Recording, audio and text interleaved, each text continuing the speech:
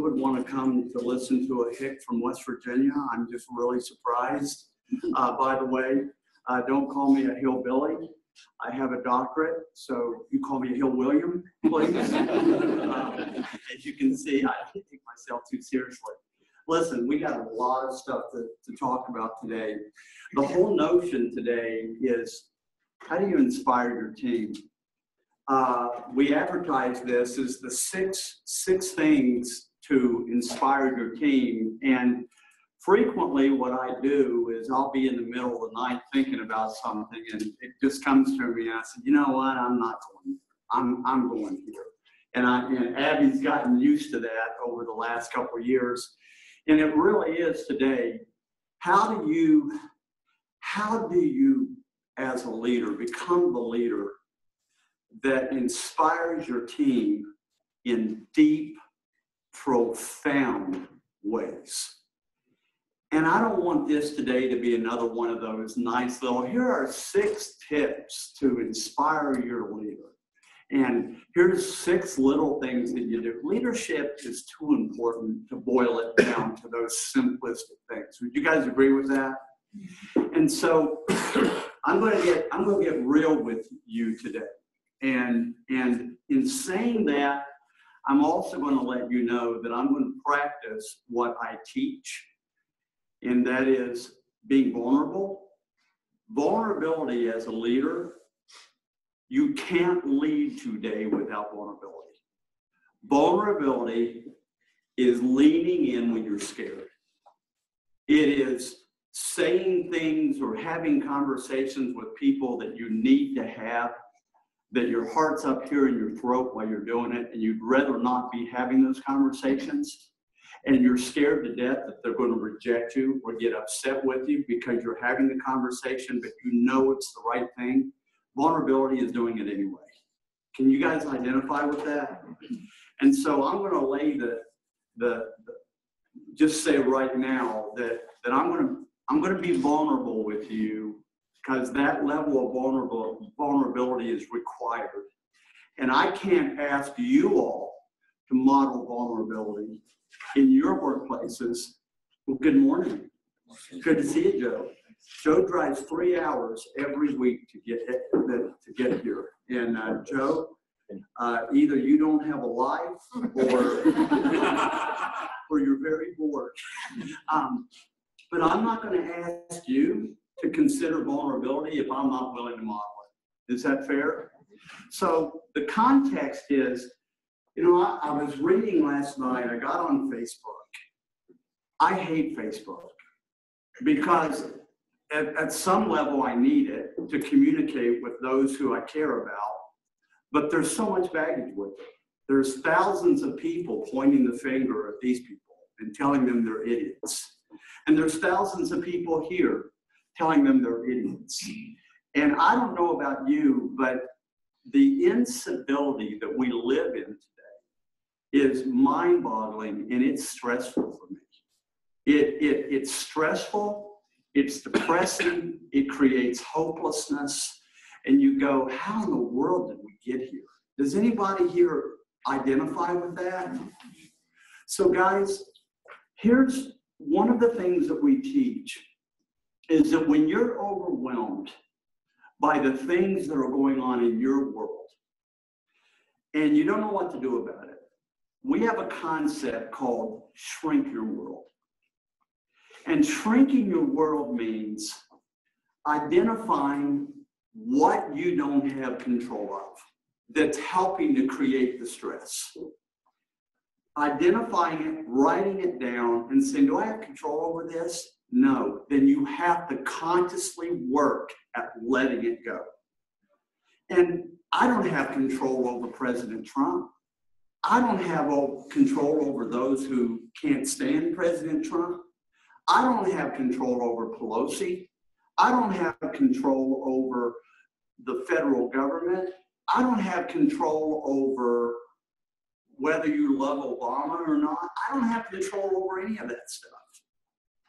And when I worry about it, it just wigs me out. And so here's what I've learned. Focus on what you can control to make a difference in your world. Does that make sense? And when you do that, your world shrinks. And so what I want to talk about is what I've chosen to do and to give 100% because I can control the things that I'm going to talk about. Does that make sense? So, hi, Greg. Welcome, bud. Thank you. So let's talk about that. I'm going to talk about some really simple things. I'm going to talk about butterflies. I'm going to talk about belief. I'm going to talk about balconies. I'm going to talk about staying out of the basement. And I'm going to talk about buffaloes. How does that sound like a deep lecture on leadership? So let's talk about it.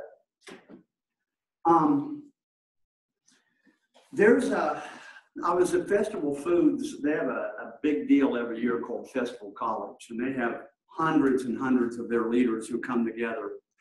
And I was speaking to them on this thing called the butterfly effect. How many of you have heard of the butterfly effect?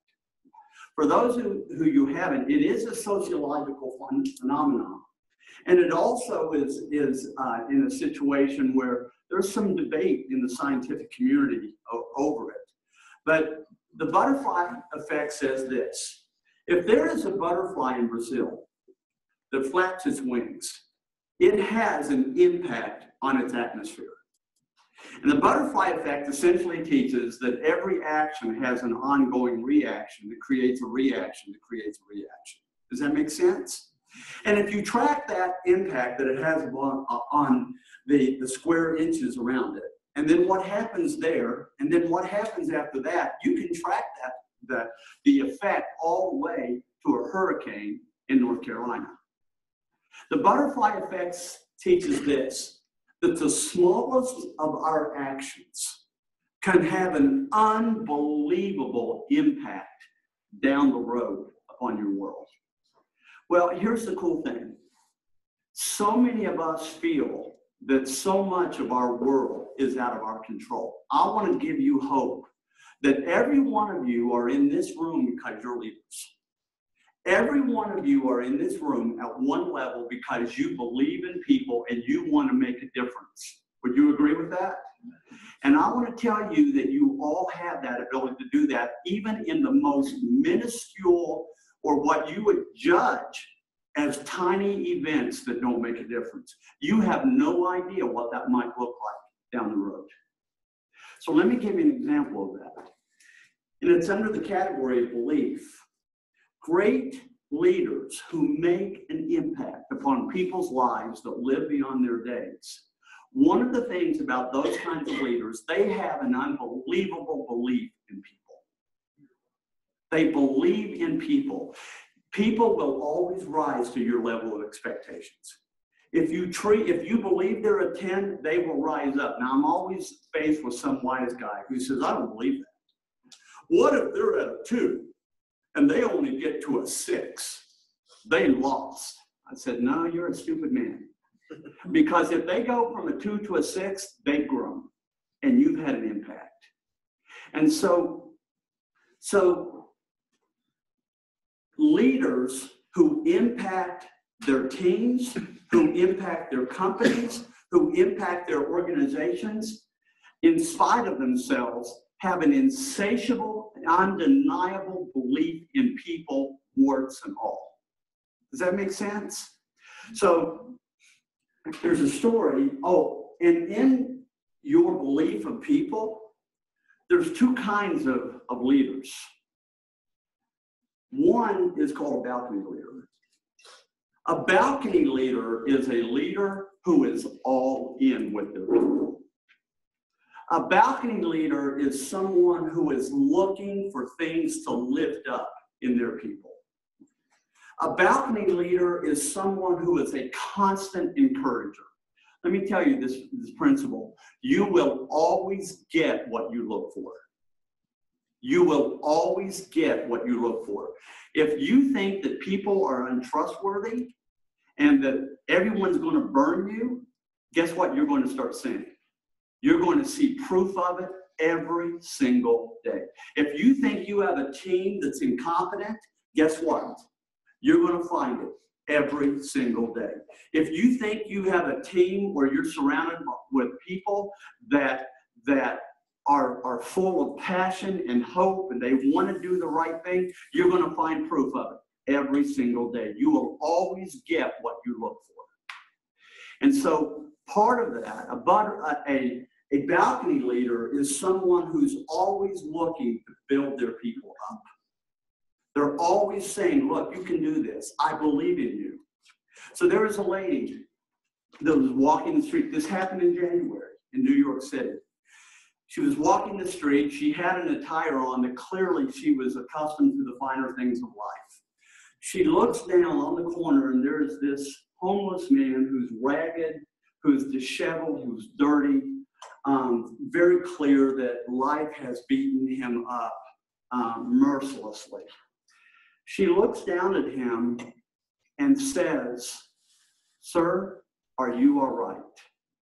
He looks up and says, "Excuse me, leave me alone," just thinking that she was going to be another of the dozens of people every day who berated him and was about to embarrass him and put him down. He said, "Lady, just leave me alone, go away." And she said, "Are you hungry?" He said sarcastically, "No, I'm not hungry. I just left dinner at the White House with President Trump. I'm not hungry, thank you." She did not. She understood where he was coming from, and it describes that suddenly he started feeling this soft hand underneath his armpit as she was trying to lift him up to his feet. There was a policeman who saw it, comes over and says, "Ma'am, may I help you? Is there a problem here?" And she said, "No, sir, there isn't a problem. I'm just sitting here trying to help this man. I actually, all he has on is this thin little coat, and it's below zero, and there's a restaurant right there that I want to try to feed him and get him out of the cold for a while." And the policeman says, "Well, ma'am, this is old Jack. Jack's been here for 2 years, every day. And Jack, I know you're stubborn, and I know you don't know what this lady's doing, but this is a good deal. So Jack, we're going to help you. Get up on your feet, and we're going to go have a dinner." And so they both, all three of them, walked across the street. They walk into the restaurant. And immediately, and this is why Jack didn't want to go, immediately he's met by the restaurant manager and said, "What's he doing in here? We don't like his type. They're bad for business. Get him out of here." And he looks at her and says, "See, man, this is why I didn't want to." It wasn't about the food. It was about, like any of us, none of us want to be humiliated or demeaned. And she looks at the manager and she smiles. And she said, "Sir, do you know the company called Espy & Associates, the banking firm that's right down the street?" "Well, yes, ma'am, I did," he said impatiently. "I do, because they come here every week and they have their leadership meal right here, and I serve a lot of their leaders." "Do you make a lot of money serving those leaders?" "Well, yes, I do. And what business is it of yours?" And she said, "Well, my name is Penelope Espy, and I'm the CEO and founder of Espy & Associates." And he went, "Oh." And she said to the police officer, "Would you like to join us for dinner?" And he said, "Ma'am, I'm on duty. I can't do it." And she said, "Well, may I give you a cup of coffee?" And so to go, and he said, "Ma'am, I would be grateful. Thank you." And then she said, the police officer says to her, "You really put him in his place." She said, "That was not my intent. My intent was not to put him in his place. There was a reason for all this. And let me give you the reason." And she looked at Jack, who's amazed by everything that's going on. He can't understand what's happening. And she looks at him and says, "Jack, do you remember me?" He says, "No, ma'am." He said, "Are you sure? Because I'm a little fuller than I was the last time you saw me, and my life is different than the last time you saw me. Because 30 years ago, Jack, weren't you the manager of this very store?" And he said, yes. And she said, I know that because one day I came into this store after I had been homeless for 4 weeks. And I had been walking the streets. I had been kicked out of my apartment. I'd been fired from my job because of addictions in my own life. And it all came to roost. And I had no place, I had no money, and I had 75 cents left. That's all I had. And I came in here, Jack, if you'll remember, and I asked you if I could work for a sandwich. And you told me it was against restaurant policy. Remember that? And he goes, you know what? I do remember that. And you know what, Jack? This very table that we're at right now, remember this table? Because this is the table where you led me. And Jack, you made me the biggest roast beef sandwich that I'd ever seen in my life. And Jack, you took that money. I was afraid you were going to get in trouble because you were going to steal a roast beef sandwich from me. Jack, I saw you reach in your own pocket, get your own money, and pay for my sandwich. Jack, not only did you do that, but you went back and you got your coat and you came back and you gave me your coat. Jack, you know where I went after that meal? I went to a job interview at that company. And they took pity on me and they gave me a job. And I started from the bottom and I started working it up. I bought that company 15 years ago, Jack. And you know what, Jack? It all started because of one man who right now is down on his luck, who helped a lady who was down on her luck. And this is my way of saying thank you. Jack, you're going to meet a man by the name of Mr. Howell in a few minutes. He's my personnel head. And I'm going to let him know what kind of man that you are, who needs another start. And we're going to give you another start just like you gave me a start. Thank you, Jack. She's a balcony person. She understood one man 30 years ago who flapped his wings, and it came around. In fact, it came around so much that it came around 360 degrees, and he needed to flap too. Every one of you guys are surrounded by people on your teams that they come together every day. They look like they got it together. They look like life is okay. But I guarantee you, you're working with people every day that have pain. That people have stories. That people have hurt in their lives that they're keeping to themselves because they're scared to death to share it. And they're scared to death of rejection. And gang, that is humanity.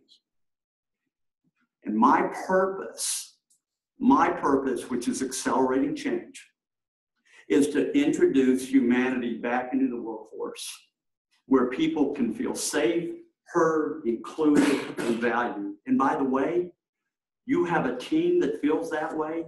Do they get passionate about the workplace that they're working for? And a byproduct of that is productivity goes up. The byproduct is retention goes down because what companies have leaders who operate that way? Does that make sense? The butterfly effect. Don't underestimate what one single act of kindness, what stopping and encouraging one of your team members after they have had a bad day, or saying, I believe in you. You have no idea what that can do to stimulate all kinds of growth in that person's life. It's about the butterfly effect. You guys with me? Am I putting you to sleep? And so not only do they have an insatiable belief in people, not only are they balcony people, by the way, there's a second kind of leader. They're called basement people. Basement people are those leaders who have a need to tear people down. They have a need to show people where they made a mistake so that they can prop themselves up. Have you seen leaders like that? Balcony leaders rip the souls out of people. They cause people to feel this big so that they can have the illusion of feeling this big. We've all met balcony people. In fact, we may have also had moments when we were balcony people to other people. I mean basement people. You are listening, aren't you? Wow. And awesome. When we were basement people to other people, we've all been there. Gang, I want to tell you something. It doesn't take any skill to be a basement leader. All it takes is some insecurity and a lack of discipline and impulsiveness and no restraint and to let it fly. There's no strength in that. There's no leadership in that. And you have an opportunity to be a balcony person with people every day that are used to people tearing them apart and telling them they'll never make it. Lady Gaga, despite what you think about her music, I think she's awesome. We look a lot alike in our hairstyles, but she's an incredible musician. I was reading, and when she had her acceptance award, she said, I had a boyfriend that once told me that I will never make it, that I will never have a hit song, no one will ever accept my music, I will never succeed, and I will be a dismal failure. And she said, I said to him, there will be a day when we're not together, that you will walk into a coffee shop and you will not be able to get away from the sounds of my voice over the intercom. You know what struck me about that? It was not what she said, it was what he said. Who does that to people? What kind of person tears down the dreams and hopes of people? What kind of leader has a need to show how strong they are by exploit the weaknesses of other people? That's not leadership, guys. And what I'm trying to show you is we have gotten so caught up in thinking leadership is about techniques and theory and systems and what do you do with spreadsheets and what authority do you have and what's your title and all of those things. Leadership game is about loving people to the point that they can begin to believe in themselves again, that they can begin to take chances that they wouldn't have done before and their lives begin to flourish again. That's what leadership is. So I've talked about the butterfly. I've talked about belief. I've talked about the balcony. I've talked about the basement. You've let me know very clearly when I wanted to talk about the balcony again. I also want to talk about one last thing. I want to talk about the buffalo. I shared with some of you that the difference between bison on the plains and cattle is that when there is a storm, what they noticed, because they realized something was going on, because we took 100 head of cattle and 100 head of bison. Why is it that the bison kept having less injuries per 100 head than the cattle? And they couldn't figure out what was going on. And they discovered it by accident one day when there was a dark storm that came over the plains, and they noticed that the behavior of the cattle and the bisons was radically different. That when the storm came, the bison looked into the storm and went through the storm. And the cattle looked at the storm, turned away from the storm, and ran away from the storm. And because they ran away from the storm that eventually caught them, they endured the storm much longer and therefore had more injury. But the bison, because they had the courage to face the storm, go through the storm, they got through it quicker with less damage. Does that make sense? In an age where most of us who have a self-belief level of 2.7, we spend our lives running away from our storms, instead of having the courage to face our storms, to face our failures. How many in this room have struggled with failure? Guys, I hear lots of nice little stories about make failure your friend.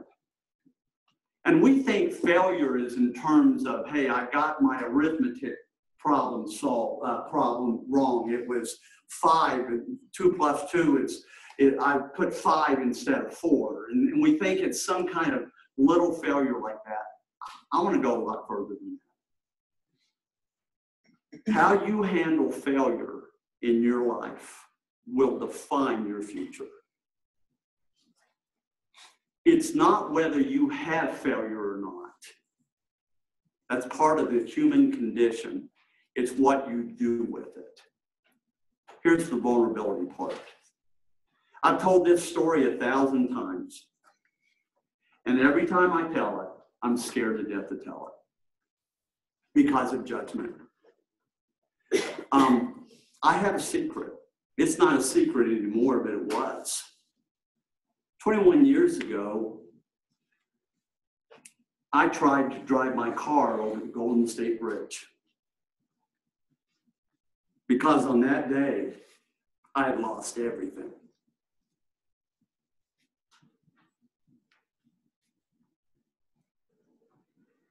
Sorry. I'd been kicked out of my house. I lost my career.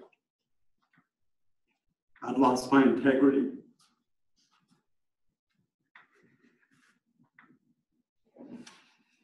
Because for 10 years, I had lived a lie.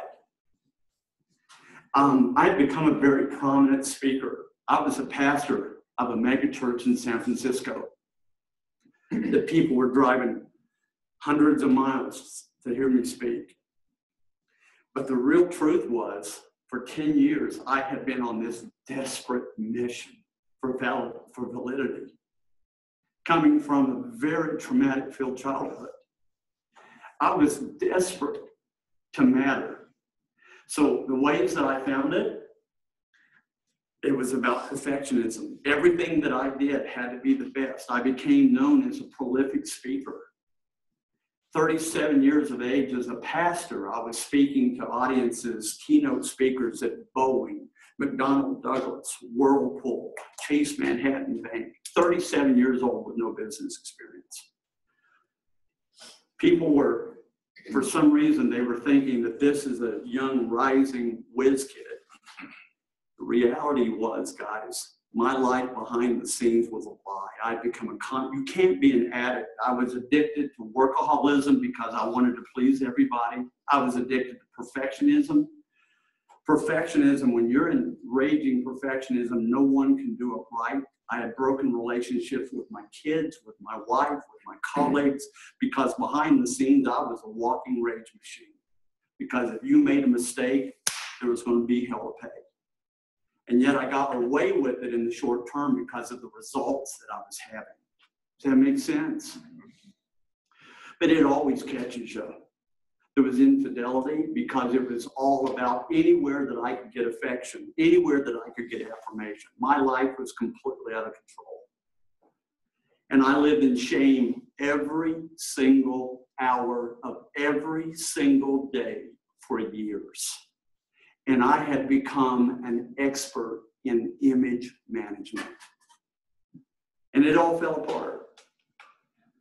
And after they prevented me from going over that bridge, and the reason I knew where the place was because I'd been scouting it out for months, because I wanted to end that hurt.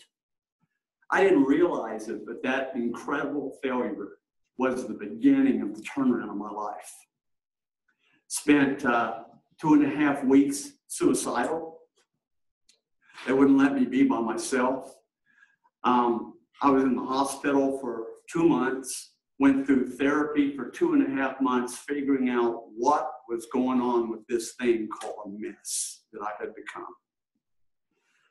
And I spent the last 21 years rebuilding all of that broken foundation.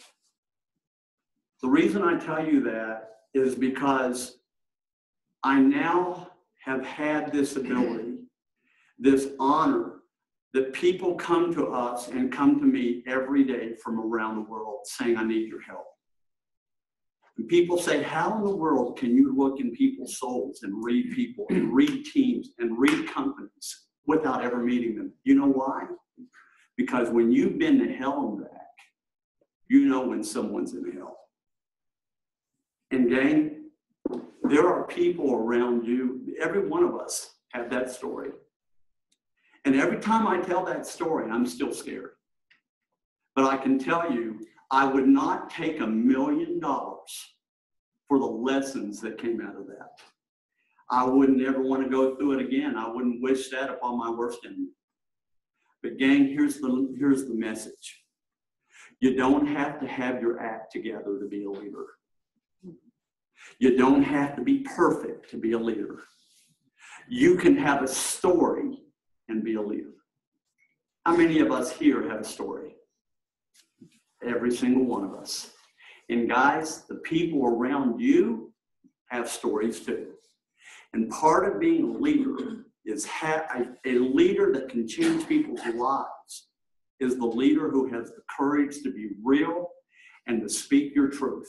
Because there are people around you every day who are desperate for that kind of encouragement. Oh, if you can have those kinds of stories, you can talk about how we need to change up, how where the desks are, and how we need to change the decor without any problem. You see what I'm saying? Gang, that's what leadership is. It's about reaching deep into the souls of people and becoming a hope giver.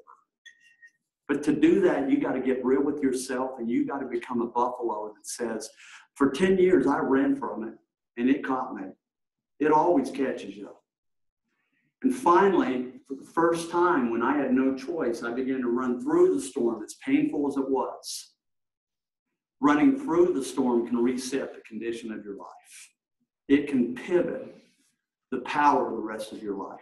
Your best days are not behind you. Your best days are ahead of you if you're willing to be the buffalo that leans into adversity, that leans into failure, and moves through it and doesn't run away from it. But have the honesty to own it, to take responsibility for it, to not be a victim, to claim it, and then seek help to get through it. That's leadership. That's all I got for you. What are you thinking? Comments, questions? Pretty heavy, huh? This is Friday morning. Yes, sir. We came here for coffee. Yay! But you know what, guys? I find that there are so few places where we can be real with each other. So few places we can be real. Yes, sir. So you asked about who is that type of leader, referring to the basement leader. And I almost feel like that type of leader is in all of us. When it's our little Joe, our little Freddie, our little Susie, whoever's hurt. You guys agree with that? Gang, listen. Every time that we're in an environment that people are not real with us, can we sense it immediately? When you do that, you know it's not real. And when you know it's real, you know it's not real, you know it's not authentic. So you naturally do not feel safe. So because you know their guards are up, guess what your guards do? They go up here, and you go through this robotic thing at work. And when you do not feel safe, your child side comes out. We have an assessment that we actually call it your back, because the child side sounds a little bit too touchy-feely. Well, you're in your child side today. Well, no, we kind of made it pretty. This is your backup style. This is what you look like when you do not feel safe, that you're in an environment that you feel shut down, that your leader is constantly being defensive with you, that you can't speak your mind without repercussion. In those environments, you go into your child mode. And your child mode are those behaviors that you learned as a kid to survive in threatening environments that work for you because they kept you safe. But as adults, we still do it, but they now cause everybody else to be unsafe. Make sense? Man, for years, gang, there was not going to be anybody that was going to lose an argument with me. I had to win every argument. I sucked as a listener. I would tear people apart because I always had to be right. All that came from stuff in my childhood. And you know what, guys? What I deal with all the time. Have you ever seen a team that looked like a bunch of kids playing in the sandbox? Guess what? They are. Have you ever seen a board that looked like they were a bunch of big kids fighting in the sandbox? Guess what? They are.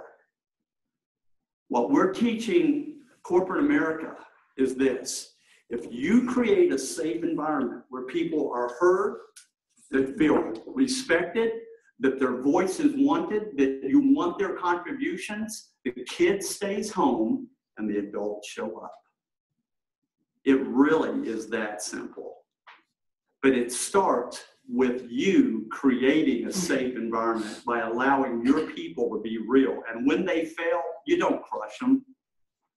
You turn that into a teaching moment, not a shaming moment. You turn that into a mentoring moment, not a boss moment. Those are the things that you do to create a safe environment. And what the research has shown, the safer the environment, the more passionate your people become. The more passionate that they become, they're all in. When they're all in, does that have an impact on the quality of their work and the quality of their contribution?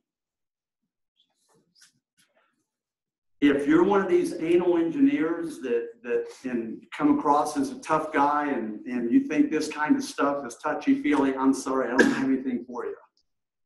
But if you want to really do the hard work of looking at yourself as the obstacle of getting better as a leader, and you're willing to face yourself and then ask people around you to be accountable, hold you accountable and to be real with you, and when you're screwing up, they care enough to let you know about it in ways that you can receive it, that's what leadership is. That's what leadership is, and that's what builds great teams. Who else?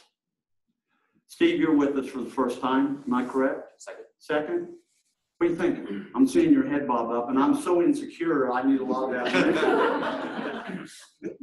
Just processing a lot of what you're sharing, because a lot of what, you know, as all of us have a story, but a lot of the implications of how we drive and aren't just applicable in business, but they're applicable in our families, in our everyday lives, and it's part of that being integrity and the integrist. A lot of the times people think that integrity is acting a certain way or being honest and truthful, but integrity is actually, the root word of it, I think of it as integer, is wholeness. And so in wholeness means that it's integrity means who you are at every single phase in your life, no matter what environment you're in. And so Where'd you come from? Do you need a job? Do you hear that, guys? Actually, Integrity is a flow throughout your entire life. The old saying is business and personal is personal. Many of us grew up that way. Is that true today? No. People insist today, like what Steve is saying, that they want a home environment that if they need to do some work, they can do some work because they are so present at home that their people aren't going to get wigged out. But at the same time, they love what they're doing at work, that they don't have a problem doing this, but at the same time, when they're at work, which feels like play, if there's something that comes up that their child needs to go to a football game or a birthday party or a celebration, they don't have a problem saying, you know what, I've got to make some adjustments because I've got some family stuff going on. And they don't have a problem. So work is play and family is a place of play, and it all, balance is not a teeter-totter that goes like this. Balance is a fluidity that goes back and forth, where there is where we feel safe and we feel that we're contributing, and it's that neither place is draining from us. That's what balance is. So the old notion of the separation between business and professional and personal, that doggone hunt, it doesn't exist anymore. Make sense? And that is why, gang, you take you with you on both sides. And a leader is constantly working on who they are. A leader is constantly working on being self-aware. A leader is constantly working on, what are my triggers?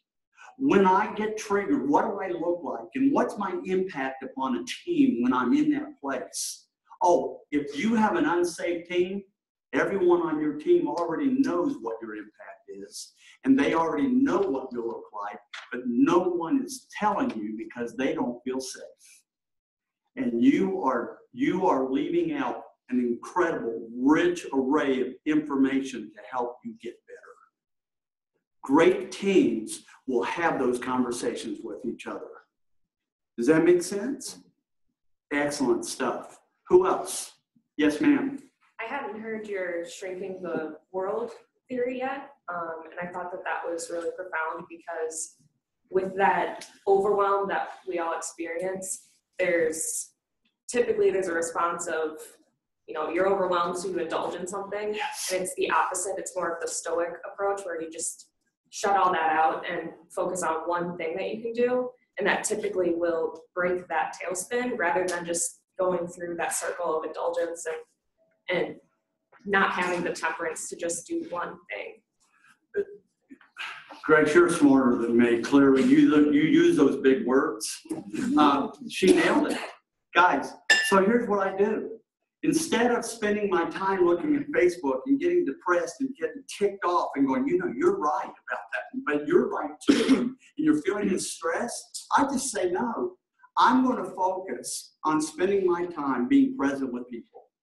I'm going to focus on my time lifting people up and finding ways that I can encourage people.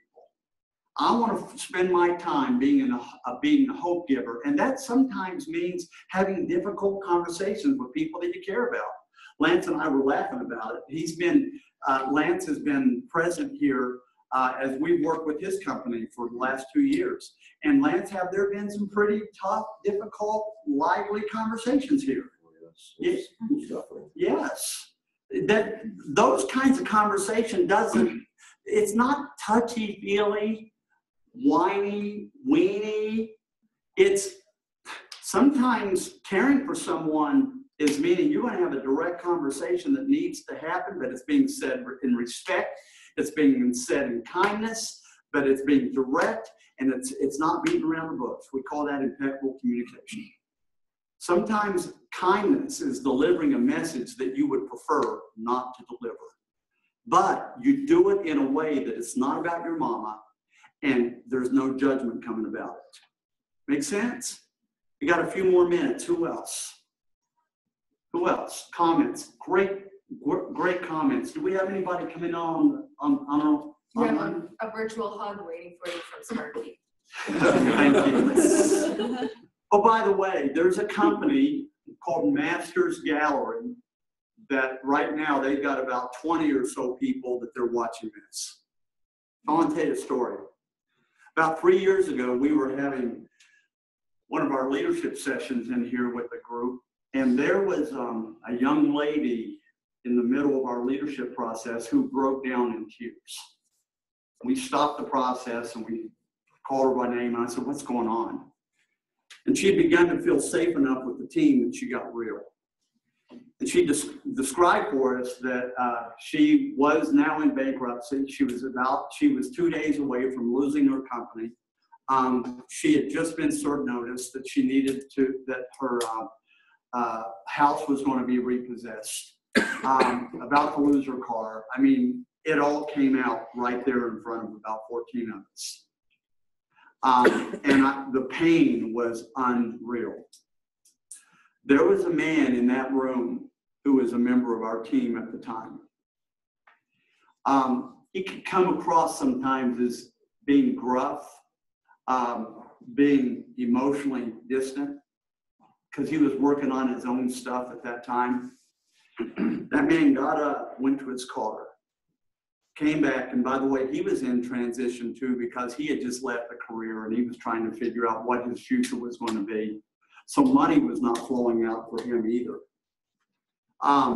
He wrote a check for $5,000 right there. He gave it to this lady who he did not know and said, "I've been there. Someday there's going to be someone else. I want you to do the same thing for them." $5,000 right there. When I saw that, I went, I am all in with that guy. That shows me what that guy, he didn't do it to impress. It wasn't a loan. He didn't expect it to come back. Oh, by the way, the folks at Masters Gallery, you guys got a guy there by the name of Dave. He's a balcony leader, and you all are fortunate to have him. I just kind of let the cat out of the bag. Get it. Guys, you give flowers to people before their funerals. That's what leaders do. You lift them up in real time. Who else? Anybody else? We have a minute to go. Yes, sir. I'm here for the first time. I've been in Green Bay for a while, and I'm that guy as well. I transitioned out of a company. I'm at a really low point. I'll be completely honest. I don't want to bust out in tears, but I'm really close. I'm having a hard time finding servant leadership in the area, especially in manufacturing. Like you say, it's hard. It's gritty. There's so many of what you had said before, your past. You know, get it done. Where's my results? And I want to try to move forward. I'm having a really hard time with that, and I want to network with people. Where's a good place to do that? I'm assuming this is a place. Go ahead. Like you say, I have a story. A lot of people have stories. My name is Vince. I appreciate you guys listening to me here. Vince Rosinski. Yep. Okay. If you guys are looking to hire, we have Vince Rosinski right here. He is a good-looking young man here who clearly has some great communication skills. Hey guys, as I've shared this with you, you know, there's a sense of what am I doing?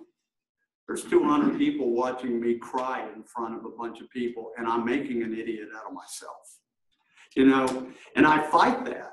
Even while I'm talking about vulnerability, I'm scared to be vulnerable.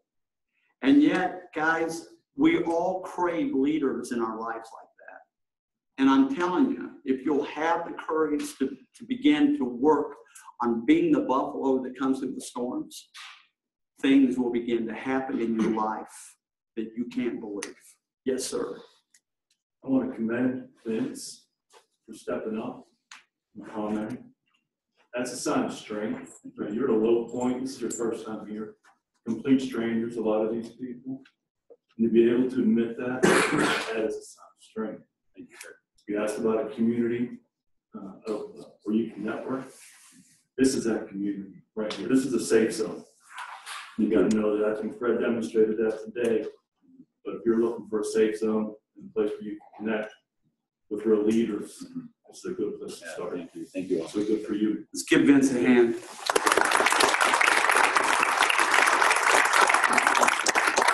Hey guys, we all have places where we network. You know, people think this is a networking place. It is a networking place, but this is not a place where we network for leads. This is a place where we network for connection. Does that make sense? And guys, Vince, we're going to help you, okay? And by the way, I am as committed to results as any of the most A-driven manufacturing CEOs out there.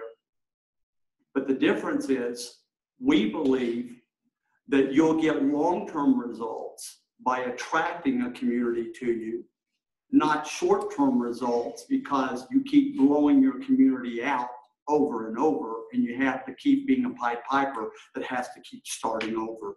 That was my story for the first 40 years of my life. We're teaching you long-term success because of people, not short-term success at the expense of people. That's the difference. Yes, sir. Guys, thank you for being vulnerable today. I know it's hard to tell stories like that. I think this buffalo analogy, you have a lot of analogies, obviously. I think this is the best one for what Initiative One does. Because I was running from a storm, and you gave me the tools to turn around and run into the storm. And I feel like I finally come out on this other side, and it was all because coming here and working with you guys. Thank you, Tony. That's good. Guys, as we wrap this up, we are growing, and there's a reason why we're growing, because of this stuff. I don't know what we're going to do with that building next door, because it's going to cost us about $700,000 to invest in that thing and turn this into a space large enough to handle the crowds that are beginning to come. That's scary too, but I can tell you, we care about you. We've got some tremendous leadership processes that allow this kind of stuff to actually begin to develop. If you're interested in being a part of that, we have a program coming up in March for individual leaders. We've got 6 seats left. We'd love to have Any of you that are looking for that opportunity to grow at an accelerated rate, we'd love to put you in our group with us. If you're interested, see any of our team. We want you to stick around. We got lots of coffee. We got couches all over this place, and it's not for counseling. It's for coffee. Okay? So, Gabe, thank you for coming. Let's give ourselves a hand.